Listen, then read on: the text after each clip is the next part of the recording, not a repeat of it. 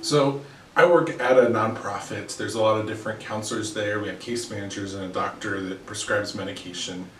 And we have a lot of different people coming and going. We hire new people move on or retire. And we have this tradition within our organization where when a new person comes on, we want them to meet everybody, as many people as can possibly be as part of this organization. It's a big organization, so it takes some time to have that happen. When we sit in on clinical team meetings, we have these counselors that come in. Other staff also come in and join in on some of these things, but for the counselors, we have them come in, we introduce all of ourselves, talk about where we came from, our background, same thing for the individual that came into the organization. But we have this other thing that we do where we ask all the staff to give that new staff one piece of advice when they join in. And we get a lot of great tips, like make sure you ask questions, we're a good team, we're always open to hearing things, make sure you keep on your paperwork, all those type things. The thing that I've always answered for my question was, one thing to focus on is the reason of why you got into the program. Why is it that you decided to do counseling in the very first place? It can become overwhelming when you have meetings you have to go to, when you have to get paperwork done with all these things, when clients can tend to be difficult, when you're not sure about how your own process is going, life outside of the counseling is happening. And so I always encourage people, remember that thing that brought you into counseling in the first place. In fact, when I was at my old agency in Colorado, we had gone through this whole coaching scheme of what was the thing that got you into counseling? What was it? What was that drive, that initial thing for yourself?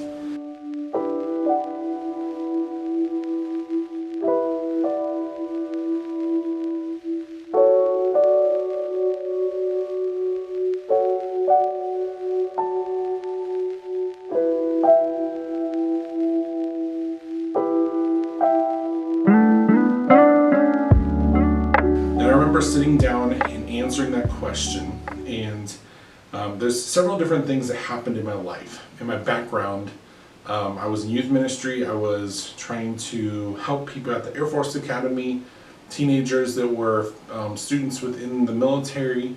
Their parents were serving in different parts, and so I'm trying to help them go through this stuff. But I decide, you know what, my calling I feel like is trying to help those to counsel. I'm sitting up on stage or in the pulpit, and I see those kids in the back that are just really not engaged, and when things are done, when the games have been had, I find myself going and talking to them. And not only part of that, but also being able to get kids to go into service projects, to be able to help feed the homeless, to be able to go and build houses for those that need them. And I find more and more that I was drawn to those conversations with people. And so when I thought about what was my reason for this, I thought about where I was at myself. There's this common thing that happens with people that are in counseling, whether it's substance use or mental health treatments, that a lot of times you have a background of that. And so you have a history of trauma. You yourself were involved in counseling consistently. You had your own addiction that you struggled with. Not everybody, but certainly that is more common than in other practices. I myself have not had that. And yet, what was it that drove me to want to join the counseling? And so I looked back and I decided, in the process of wanting to get into counseling, I was given a lot. And if you think about the parable of when you're given much, much is expected of you. And so for me, the idea that I was given a lot, not necessarily that I'm operating from a place of hurt or pain, but a place of God has given me a lot. Our mandate is to help the widows and the orphans, to be able to serve those that are struggling and hurting. That was my calling. That was the thing that pushed me to get to this place. It's not about the money. It's not about the accolades or the self-serving nature of, oh my goodness, I helped this person get to a better place for themselves. It really is from this sense of, that is why I'm doing what I'm doing.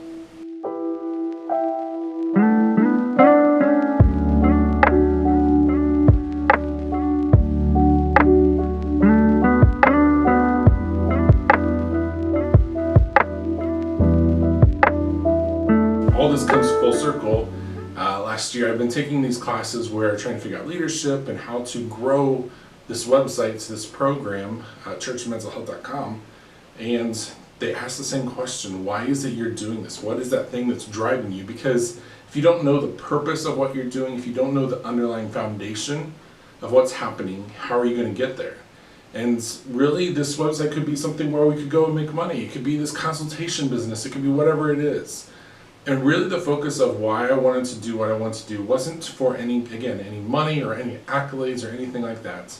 But the fact that we know that the church is this resource in the community that talks about Jesus and life-saving forever and ever, to be within the family of God, to have that healing from what God can give us.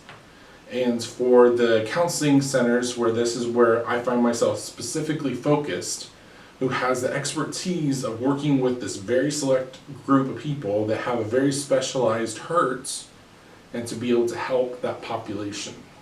So many resources over here with the church, there's so many specialties over here, and yet the deficit on either side is still true. And so for me, my heart with this website is I want to make sure I serve the church. And however I can make that happen, I want to make sure that churches understand that they can help those that struggle with mental illness and substance misuse. And for counseling centers to recognize spirituality is absolutely vital to the recovery of an individual. And we have churches over here that can help for Christian counselors to incorporate that, to be able to do things evidence-based that we know is helping people, and at the same time promote the Christian values. I think when I think about everything that's going on, we have resources that are finally popping up, which is amazing. And I want to make sure you guys know about those resources. At the same time, I think that there are more resources that could be made to be able to give to you. We have currently the church suicide prevention policy. We have that church assistance program, free for you guys to use, because I want to make sure churches are able to utilize that and to get people that are struggling with mental illness that pastors may not be equipped to be able to support into counseling, and to support them, to be able to respond rapidly in a moment whenever someone is in crisis, to get them to the hospital so that they're safe and in good care. And so I encourage you guys, as you are moving forward, what resources are we missing? What is needed in the church? Christian counselors, how can we help connect you to the church to use those resources that we don't have the time and the energy to be able to do that support, but they absolutely need outside of the counseling session? I'd love to hear what you guys have to say with this. I would love to be able to promote as much and support the churches and counseling agencies out there as I can. I'd love to know what we can do next. I'd love to hear your comments down below. Thanks.